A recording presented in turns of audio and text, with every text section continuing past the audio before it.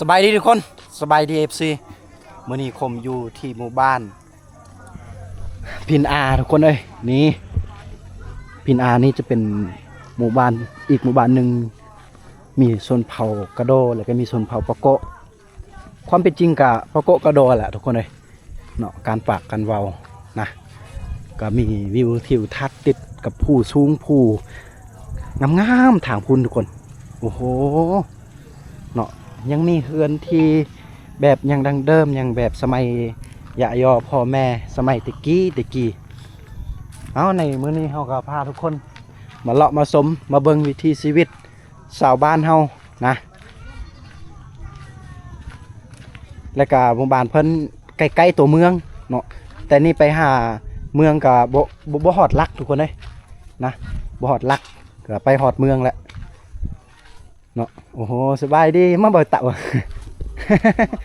นี่ว่าcó chi chạy ý mòn vô vị bên hôm trai hở cũng vô cũng lọt lấy bẩn bố mi hông si về mà ngài thưa bà huyền haoยังบ มี hông si นี่ทุกคนผมเห็นแต่ไกลแล้วก็เลยไปจับเลยว่าเห็นว่าคือว่ายังเห็นโคกตำเข้าอีหยังแบบดังเดิมสมัยยะยอพ่อแม่ดังเดิมตะกี้ย้อนหลัง40-50 ปีนะแต่ว่ายังเห็นอยู่เขื่อนเพิ่นว่าบ้านเฮาก็ยังมีหงสีแต่ว่าของผู้อื่นเฮาต้องคือว่าแหละถ้ามันกินดำคาบนะก็ตำเอาเลยเนาะถ้าว่าเป็นกระสอบนี่จำเป็นต้องเลยพีซีอยู่นำเพิ่นนะดำคาบสมมุติว่าดำปอง1 2ปองสิพีซีก็สิให้เพิ่นแน่เนาะค่าธรรมเนียมนะประมาณนี้ก็พอกระเทินมันก็ต้องได้ใส่คกตำเข้าจังซี่โอ้บ่ได้ไปร่วมน้ำเข้าหั่นบ่โอ้นี่น่าหักเด็กน้อยทุกคน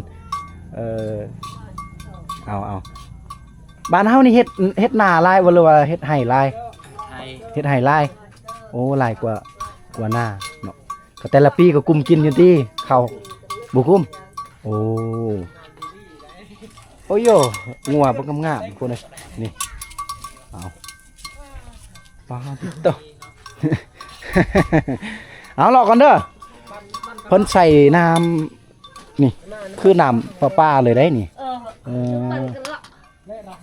นี่บ้านพินอาที่วันนี้มาด้วยกับทีมงานเฮาคือเก้าทุกคนต้องคุยคนมักเลาะเขื่อนซานบ้านแปนเขตชนบทเขตบ้านเพิ่นก็อย่าคล้ายคือติดกับเขื่อนซานบ้านแปนเขตติดชายแดนลาวเวียดนามทางพุ่นแหละเนาะสบายดีมาโยตะโยจ้าล่ะมาบนระไว้ล่ะเดี๋ยวเลยมาเดี๋ยวเอี่ยมเลยฮะ นี่เพิ่นได้เครื่องในเพิ่นว่าเฮากำลังถามว่าได้ยังละของกินเพิ่นว่าได้เครื่องในกินตอนบ่ายนี่ได้เบื่อแหมเบื่อแหมเฮากำลังขออนุญาตเพิ่นว่าเบิ่งได้ป่ะกำลังเฮ็ดกินเครื่องในเพิ่นว่าเครื่องในบัวลองเจ้าเว้าตามภาษาเวียดเนาะบัวลองแปลว่าเครื่องในเลยเครื่องในหมูป่ะป้าเพิ่นปูอ้อมแอมเนาะจะเป็นไม้พุ่งเพื่อนไม้พุ่งแต่ว่าเพิ่นอัปเดตก็คือมีติดนี้เพิ่นมุ่งอีหยังกระเบื้องเนาะกระเบื้องแต่ก่อนนี่เขาเจ้ามุ่งหญ้าแบบคือพ่อแม่ยะยอดังเดิมตะกี้นะแต่ว่าตอนนี้เพิ่นเอาแบบง่ายๆมุ่งหญ้าเลยมุ่งกระเบื้องเลยเนาะมันยากหญ้านี่ เอาจักครอบครัวนี่2บ่โอ้ผมสังเกตถ้าว่าเห็นในนี่ก็มี2ครอบครัวเลยมีอีก1แล้วก็ที่2จะเป็นไอ้น้องกันหักแพงกันก็อยู่ได้เนาะนี่แหละบางครอบครัวนี่ต้องได้ลงเฮือนอยู่ต่างหากได้นะบางบ้านว่าซั่นดอกโอ้โหฝืนกับเจ้าทุกคนเลยเอาบัดแล้วเฮากลับมาทุกคนสิเลาะเข้าไปในหน่อยนึงเพราะว่าบ้านเพิ่นก็มีหลายครอบครัวได้บรรยากาศมื้อนี้ก็แดดจางปางคักสุดอยู่เนาะแต่ถ้าว่าไปชายแดนเวียดนามทางพุ่นนี่บรรยากาศมันก็สิตกแน่จักหน่อย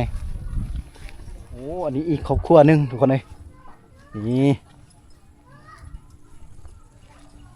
เพิ่นก็น่าจะอยู่กันเนาะบ้านเพิ่นนี่มีห้องน้ำใส่เลยเนาะน่าจะแต่ละครอบครัวมีห้องน้ำใส่โอ้สบายดีโอ้แต่ละครอบครัวนี่มีห้องน้ำใส่บ่บ้านเฮา โดยมี โอ้บ่บ้านเฮาประมาณจักครอบครัวทั้งหมดนี่พอฮู้บ่บ่ฮู้เทื่อ โดยบ่ฮู้จัก เนาะว่าเป็นหยังเฮ็ดหยังอยู่หั่นเฮ็ดกิน โดยเบิ่งลูก เบิ่งลูกโอ้จักคนเลยลูก ลูกสาม ลูก3คนโอ้ สองคนเอื้อยนั้นไปอยู่เฮือนแม่เฒ่าเด้ โอ้ ยังผู้หนึงนั่งเด็กน้อยเฮาเลี้ยงลูกเมียไปหาหยังนั้นหาตังค์ภาษา ไปหาแคมไปหาดอกแคม นี่ลูก โอ้ลูกชายนี่ลูกชายเรามีลูก3คนเมียเพิ่นก็ไปหาดอกแคม บ่มีหยังกิน บ่ได้หยังของกินเลยตอนบ่ายนี่เอาสู้ๆป้อเหือนเพิ่นดูคน ขึ้นกินน้ำ เอาตามสบายเลยเด้อนี่ขอบอกขอบใจหลายๆนี่เบิ่งทุกคนอันนี้คือเหือนเพิ่นเลยนะคือว่าแหละบางครอบครัวก็พอมีพอใส่บางครอบครัวก็คือว่าแหละประมาณนี้นะก็ยังมีเหือนทุกข์เหือนยากเนาะเขตชนบทเขตบ้านเฮานี่โอ้โหเอาทุกคนบัดแล้วเฮากลับมานะเฮาสิเลาะกลางบ้านเพิ่นก่อนเอาสิเลาะบ้านก่อนเด้อไอ้เด้อขอบอกขอบใจหลายๆบัดแล้วกลับมาอีกไปเฮาสิเลาะพร้อมด้วยกับทีมงานเฮาคือเก้ามื้อนี้เพราะว่าบ้านเพิ่นยังเข้าในอีกนะแต่ว่ายังเบิ่งเห็นพื้นที่เพิ่นยังสามารถปลูกเรือนหรือว่าตั้งบ้านยังได้หลายบอนแต่ว่าก็มีเจ้าของอะไรไผดินมันแหละเนาะแต่ว่าคือว่าแหละเดินเพิ่นยังกว้างอยู่ได้พื้นที่เพิ่นเนาะอีก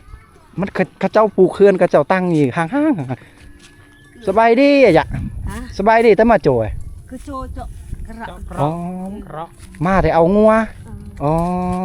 เพราะว่าบ้านเพิ่นมันห่างๆโพดนะเฮือนเขาเจ้านะประมาณนี้อันนี้คือเขาเข้าไปข้างในอีกครอบครัวของเขาเจ้าไอ้ยังต้นส้มโอบ่นอ๋อต้นส้มโอ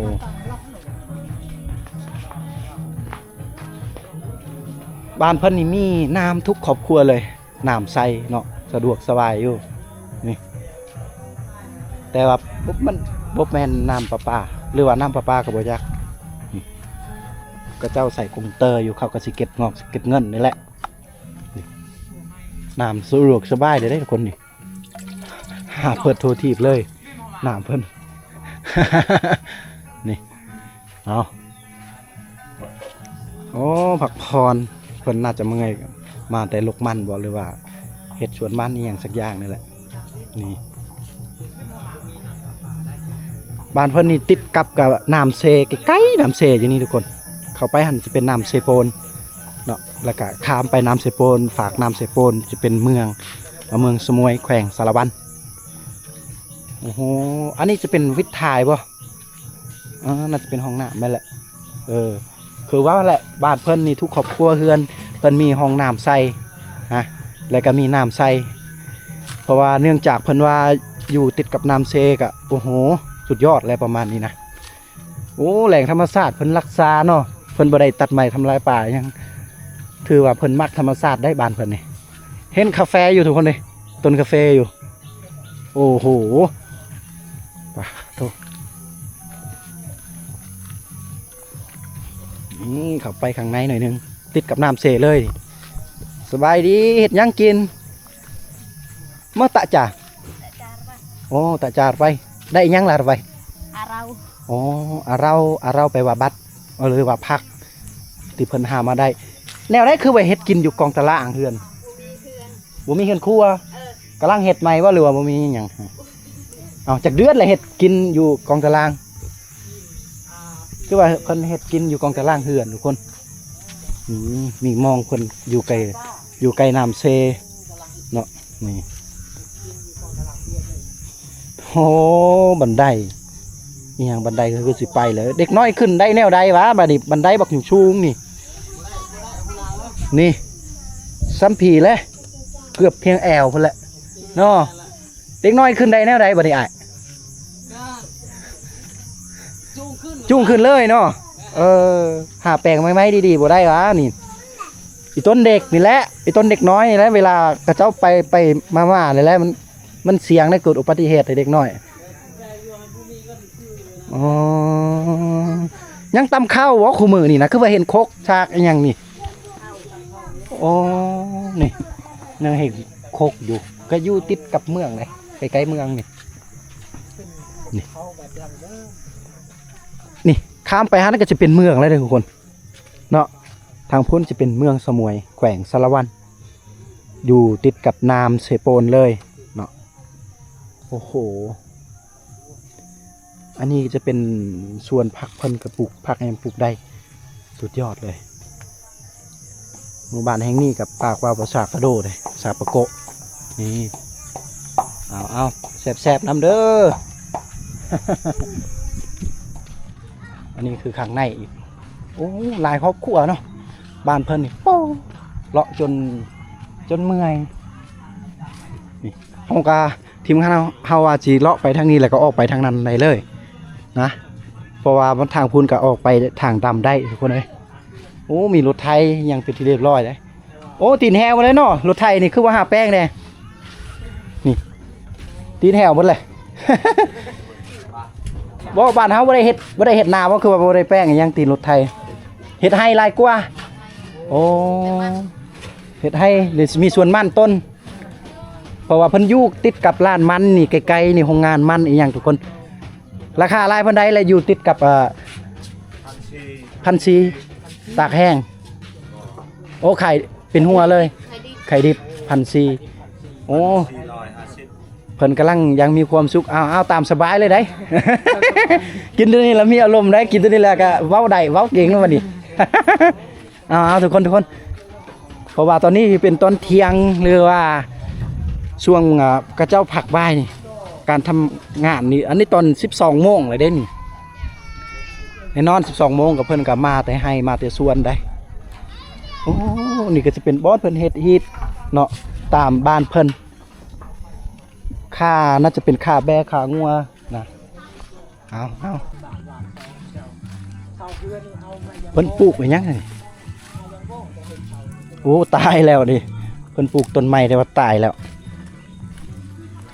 เอาแล้วบาดนี้เพิ่นเปิดเพลงซ้ำลิขสิทธิ์เด้เฮากลับทางนี้ทุกคนเพิ่นกำลังเปิดเพลงแบบยุค90แน่นอนมันเสี่ยงต่อลิขสิทธิ์มันสิเข้าซ่องเฮาเนาะบ่ได้เนาะเดี๋ยวเฮากลับมาทางพี่ทุกคนเด้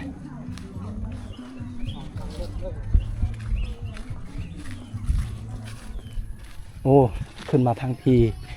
ก็เห็นว่ากระเจ้ามีเฮือนก่อเนาะคือเว้าแหละฝั่งครอบครัวกับพอมีพอใช้กระเจ้าใส่เฮือนก่อยังมีแล้วก็ไปทางเมื่อกี้นี่โอ้โหจะเป็นเฮือนที่มุงด้วยหญ้าแน่แต่ว่าเป็นเฮือนที่อ้อมแอมด้วยไม้ไผ่อย่างโอ้ยหอมคักเลยนะบรรยากาศนี่สุดยอดเลยทุกคนผมสอบอยู่บรรยากาศเฮือนเพิ่นบรรยากาศบ้านเพิ่นก็สิเย็นๆนี่สิเพราะว่าอากาศอยู่เมืองสมวยแขวงสารวันนี่มันเป็นเมืองหนึ่งที่ติดกับชายแดนลาวเวียดนามเลยเนาะมันก็บรรยากาศก็สิเย็นแน่ก็บ่ร้อนเนาะแล้วก็บ่หนาวหลายปานใด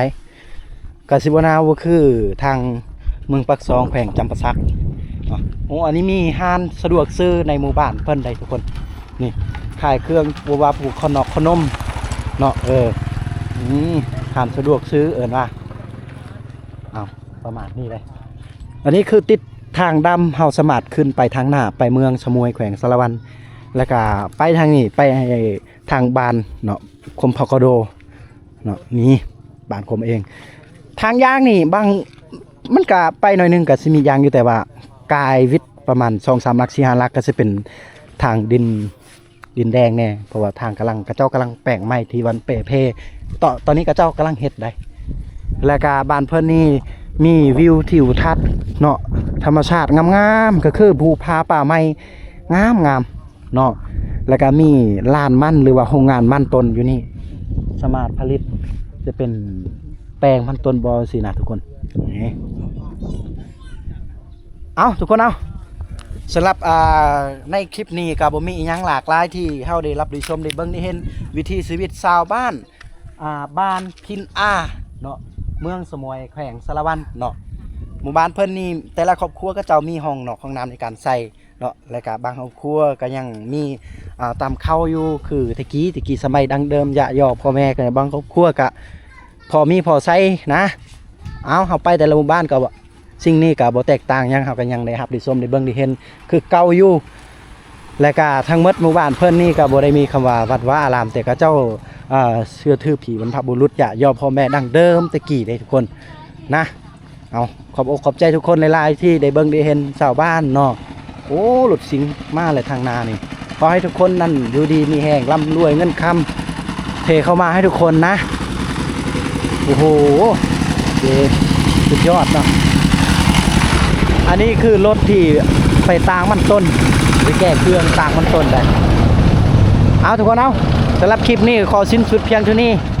แล้วเฮาสามารถรับชม